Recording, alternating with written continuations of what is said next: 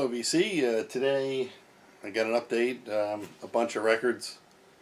Again, I don't get to do these that often, so I always get a bunch of stuff. There's a lot of jazz in here. I've been on a bit of a jazz kick, getting some stuff online and in my local store, and we'll see what we got. First is, we got a couple of these. I'll have another one in there. The MoFi of the Miles Davis second quintet. This is Sorcerer. These are not cheap, but they're also pretty incredible. I mean, really, really great. I think I have a mono 2-eye of this, but this is a stereo recording, and these are both this one and, well, let's see if I can dig it up. I also got ESP. Same quintet, same time period. Both of these sound amazing. One's an original master recording, the other just has MoFi on the top. I assume that means they couldn't determine the provenance of the tapes. I think that's what that means, but both of them sound great.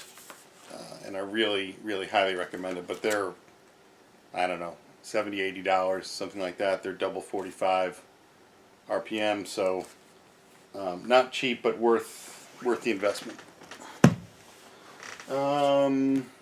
This is a local purchase I found. Stanley Turrentine's Salt Song, which I think is from about 71, fusion-ish.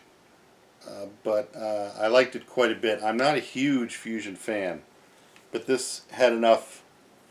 It was sort of a cross between, 60s jazz and 70s fusion. Fusion didn't have its foot fully in either one. So I actually really, really like this quite a bit. So if you like Stanley Turrentine, he's not too out there, and it's just very enjoyable stuff. This is not jazz, but Sade from, I guess it's about 85. It's her album Promise. It's got Sweetest Taboo on it. I like some of her records. And she's got a nice sound, and these always sound great. Her records always sound great. So, not much to say about it. It's not really the most, well, I don't know what you'd say. I mean, I think it's sort of like, some people just think it's very light, and not very serious. I don't think I would go that far. I think there's some depth to the music, but it does have a kind of AOR sheen to it. But I kind of like that stuff. So here's a Music Matters, Night in Tunisia. This is the new one, I believe. I got a couple of these. I think this is the SRX vinyl. You can kind of see through. You can't probably see it here, but this is their new vinyl formulation. So they started sort of redoing some of the records with new. Some of these were out of print before, and so they're back in print with this new formulation. At least that's how I understand it. I never had this record. This is a great album, by the way. So, it's funny. I was watching is it Ken McAuliffe's Jazz Vinyl Lover, his channel, and he is not a fan of the Music Matters releases. And I kind of understand where he's coming from. I mean, I understand, the complaints about their business philosophy, where they kind of, it's almost like an auction things. When the stock runs low, the price goes up. I get that. I mean, it certainly makes sense from a business point of view to, as things are getting higher demand, you raise the price. I mean, I don't really have a huge objection to that personally. But he also has mentioned, and something I'd never heard before, because you usually hear universal praise for these, and I have several already and really love them. First of all, the packaging is amazing, but the sound, I think he complains about it being a little bit too polite or too clean, too in a modern way, which kind of takes some of the excitement away from the original pressings. I think that's true. I mean, he's got a very good point about it, and I'm glad he said something about it, because that is true. If you listen to, if you have original pressings, whether mono or stereo, of any of the Blue Notes, or really 60s pressings, and even probably into the 70s, they're just very lively. I mean, they jump off the record. You know, the sound just jumps off the record, right in your face. And, you know, that might not be the most sort of audiophile thing, but it's just tremendously exciting. And so much of that music is exciting. And so it really works with the music. It's kind of like the, you know, early Beatles records would just explode off out of the grooves, you know, and you're not going to break them down from an audiophile point of view. You're just going to say you love the sound of those records because they're just so exciting. The same thing goes with Blue Notes, I think, in the 60s. That being said, you know, these are all analog, and they really do sound, it's just more of a, it is more of a laid-back sound. It is not as much in your face. Softer, I guess, would be the word for it. But they really do sound quite lovely, too, at the same time. Maybe they shouldn't. It's not supposed to be lovely. It's supposed to be a little bit more brash. But it's hard to complain about these for me. So, anyway, great. Speaking of Blue Notes, I guess this is in the cleaner right now. This is the 3 sounds. I was able to track down a, I can't remember if this is a 60s or early 70s pressing, but I had the, what was it? Was it Stanley Turrentine, the 3 sounds on Music Matters? And so I like this sort of the trio sound. It's again, it's not too crazy. It's not too out there. It's pretty straightforward. Kind of jazz standards. Straight No Chasers on here, for instance. So, and When I Fall in Love is on here. But just nice to put on and listen to. So I got a couple Blue Sounds records.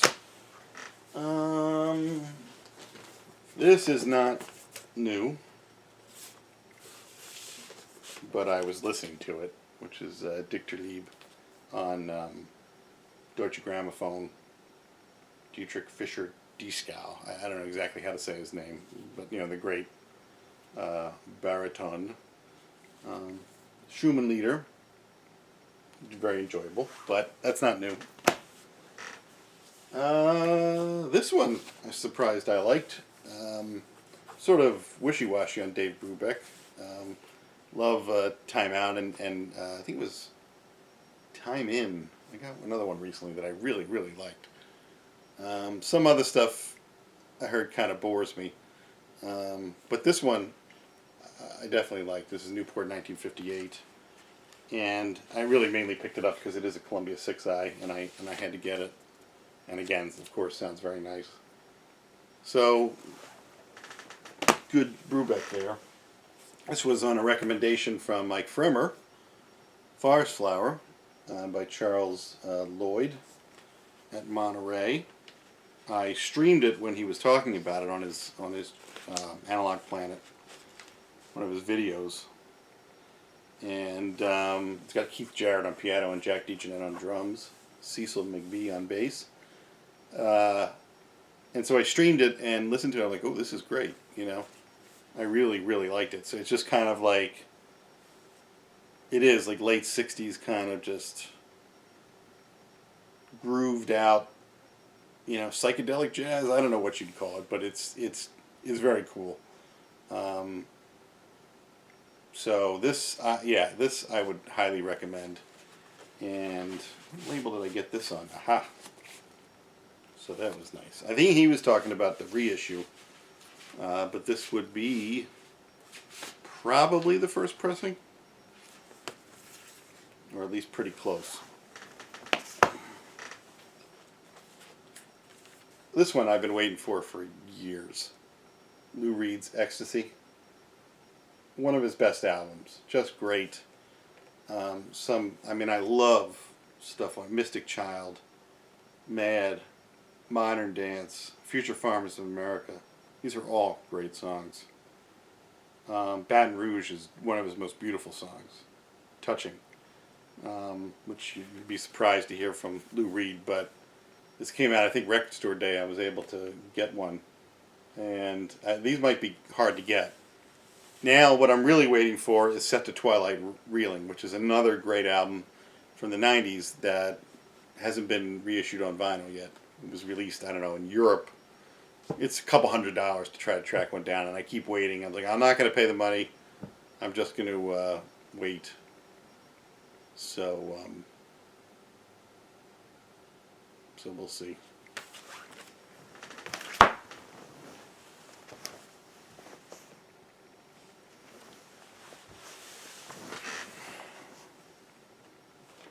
Okay, back to the jazz. This is the Blue Note Tone Poets series. I've been going crazy. Now He Sings, Now He Sobs, the Chick Corea album with Miroslav Vitas and Roy Haynes on drums. I was trying to pick up all of these Tone Poet series as they come out. This is fantabulous.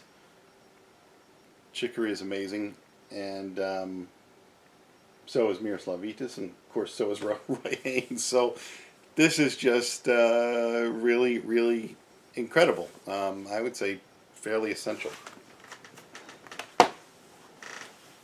Another new one I got. Never had this Rock and Roll Animal.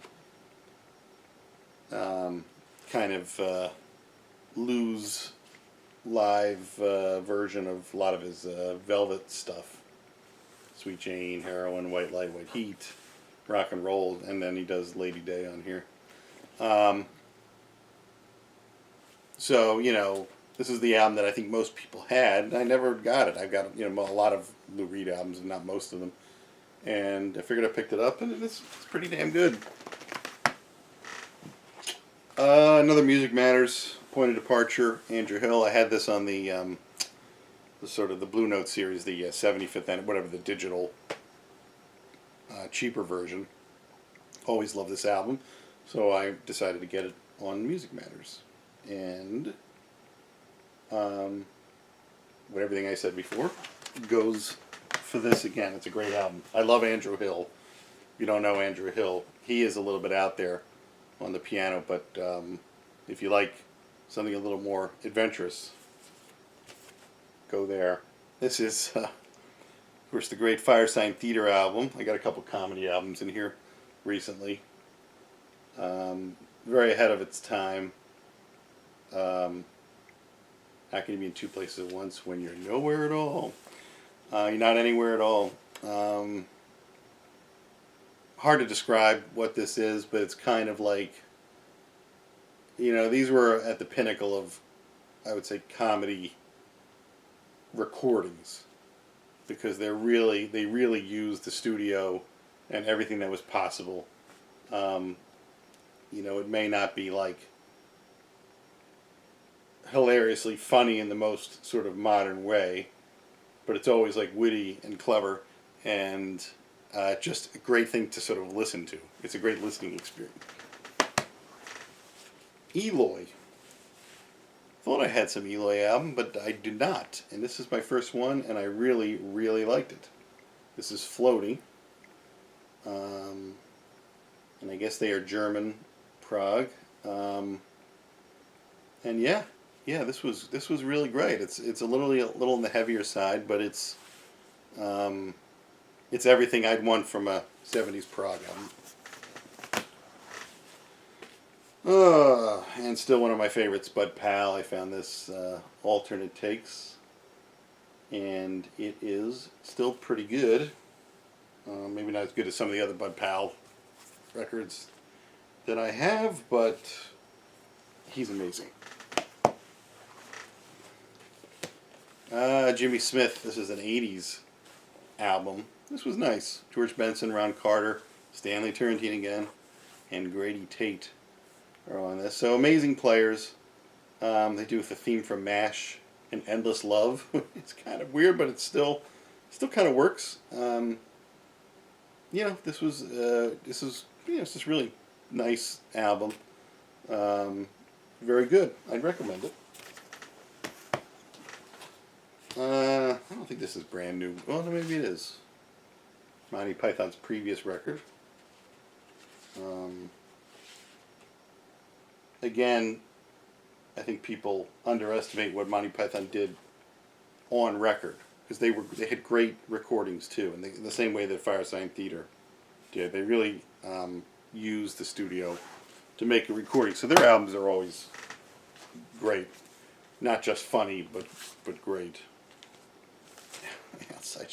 I had these when I was a kid. I used to listen to them obsessively, Shelley Berman records, and my parents had them, so I would listen to them. And I just thought it was the funniest thing.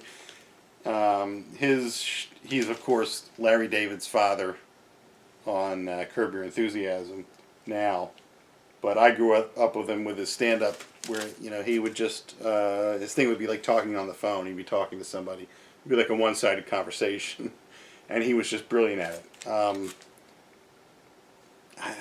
Can I recommend it? He's great. I mean, it's very funny stuff, so I would.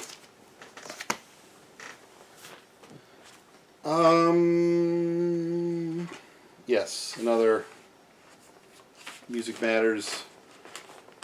Another one that I had on the the Blue Note reissues, and decided to get the analog version for Music Matters. This is one of the great jazz albums of the '60s, I think. Period. Hank Mobley's Soul Station. Another Lou Reed album I picked up. Not great, but not that bad either. I think it requires a little more listening. This one is an Australian pressing of Herbie Man at the Village Gate. I've been meaning to pick this up for a while, so this is the one I found, and so this is the one I bought. And they stretch out. Side 2, it ain't necessarily so. It's just the whole side. I didn't know what to expect, but I was pleasantly surprised by what this actually was. When you think of jazz flute, it's hard to get, think like really cool, but this is. And finally, this is the other Three Sounds album I got, Out of This World. This one's really good too. Again, not groundbreaking stuff, but very enjoyable and recommended. And I think that's all I've got. The rig is going great. Haven't made any changes. The Bryston amps are working perfectly, just like I want them to. Everything is sounding really wonderful. So, the tone of speakers, I played a little with speaker placement, Again, I always do, but really just a matter of like inches or half inches. I can't emphasize enough, like dialing in, especially the toe in and the rake, take a lot of listening and a lot of, let me try something else, and trying to get to that exact thing where, for the toe in, where that vocal really, center vocal really crystallizes, is not smeared in any way, it's not too wide, is not indistinct as to where it is. It has to be right there, and that's how you know you're right, and you do not want to go any further. In fact, you might want to take it out a little bit, tiny bit.